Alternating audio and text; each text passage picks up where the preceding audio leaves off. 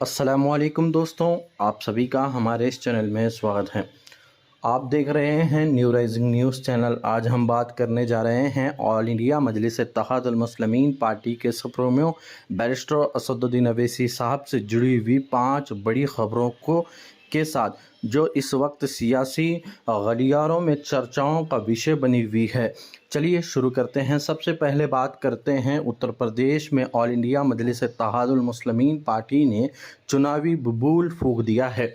Barrister Asaduddin Owaisi साहब ने बहराइच से उत्तर प्रदेश असेंबली चुनाव 2027 के लिए अपनी पार्टी का चुनावी अभियान शुरू कर दिया है। अवैसी ने इस रैली को संबोधित करते हुए उन्होंने पार्टी विस्तार और मजबूत संगठन पर जोर दिया है। तो दोस्तों, जैसे कि आपको पता ही होगा कि मजलिस-ए-इत्तेहादुल मुस्लिमीन पार्टी उत्तर प्रदेश की सियासत में अभी से अपनी ताकत दिखानी शुरू कर दी है। तो उसी को चलते हुए बैरिस्टर असदुद्दीन अवैसी साहब उत्तर प्रदेश में काफ़ी नज़र बनाए हुए हैं। तो चलिए दूसरी खबर की ओर रुख करते हैं। अवैसी का एनडी अलायंस पर बड़ा बयान।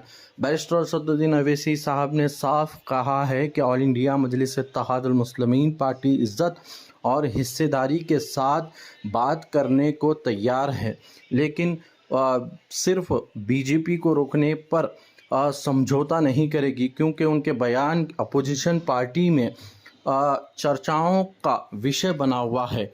क्योंकि आप देख रहे हैं कि लगातार बैरिस्टर असदुद्दीन अवैसी साहब हिस्सेदारी की बात करते हुए दिखाई दे रहे हैं, और इसी को चलते हुए इंडिया अलायंस के अपोजिशन लीडरों में काफ़ी चर्चाओं का विषय ये बात बनती हुई दिखाई दे रही है। अवैसी के इस बयान को 2027 के सियासत का बड़ा सिग्नल माना जा रहा है, क्योंकि 2027 में उत्तर प्रदेश में इलेक्शन होने जा रहे हैं। उसी को लेकर अब ये चर्चाओं का विषय बना हुआ है। उसी के साथ ही साथ मैं बात करूंगा आज की तीसरी बड़ी खबर के साथ।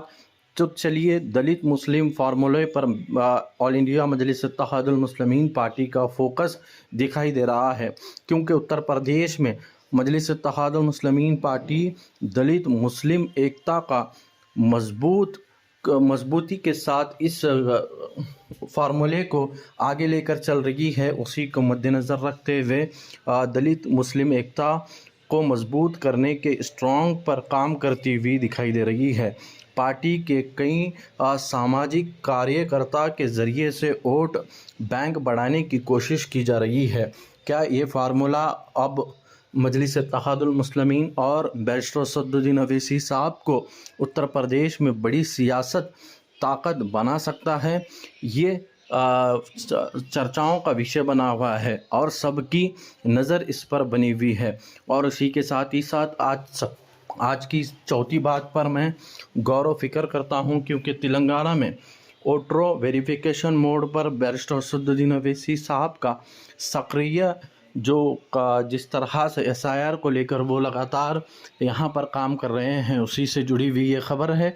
बैरिस्टर असदुद्दीन अवैसी साहब ने तेलंगाना के चीफ इलेक्टोरल ऑफिसर से मुलाकात कर वोटर वेरिफिकेशन प्रोसेस को आसान बनाने की मांग की है।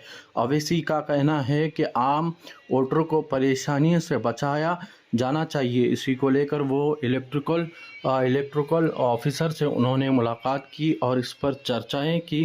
अब तेलंगाना में भी ये जनता से जुड़ी हुई मुद्दों को ज़ोर शोर से उठाते हुए बैरिस्टर असदुद्दीन अवैसी साहब दिखाई दे रहे हैं। उसी के चलते हुए मैं आपको बताता चलूँ, आज सबसे जो ख़ास खबर है ऑल इंडिया मजलिस-ए-इत्तेहादुल मुस्लिमीन की जो मजलिस-ए-इत्तेहादुल मुस्लिमीन पार्टी ने आसाम में पर बड़ा फ़ैसला लेते हुए उन्होंने आने वाले आसाम इलेक्शन को लेकर अवैसी ने यूडीएफ को सपोर्ट देने का अपना संकेत दे दिया है। इस फैसले को आसाम की सियासत में एक बड़ा अहम डेवलपमेंट माना जा रहा है। आसाम में मजलिस-ए-इत्तेहादुल मुस्लिमीन पार्टी के एंट्री सपोर्ट की सियासत नई सियासत समीकरण बना सकती है। तो दोस्तों, ये थी मजलिस-ए-इत्तेहादुल मुस्लिमीन पार्टी और बैरिस्टर असदुद्दीन अवैसी साहब से जुड़ी हुई 5 बड़ी खबरें। आपको क्या लगता है कि क्या ऑल इंडिया मजलिस-ए-इत्तेहादुल मुस्लिमीन पार्टी 2027 के चुनाव में बड़ा प्रदर्शन कर पाएगी, या या फिर वो यहाँ पर किसी को रोकने में नाकाम रहेगी, ये कमेंट करके आप ज़रूर अपनी राय दें। और ऐसे ही वीडियो को पसंद और भी देखने के लिए हमारे इस चैनल से जुड़े रहें। चैनल को ज़रूर सब्सक्राइब करें और इस वीडियो को ज़्यादा से ज़्यादा शेयर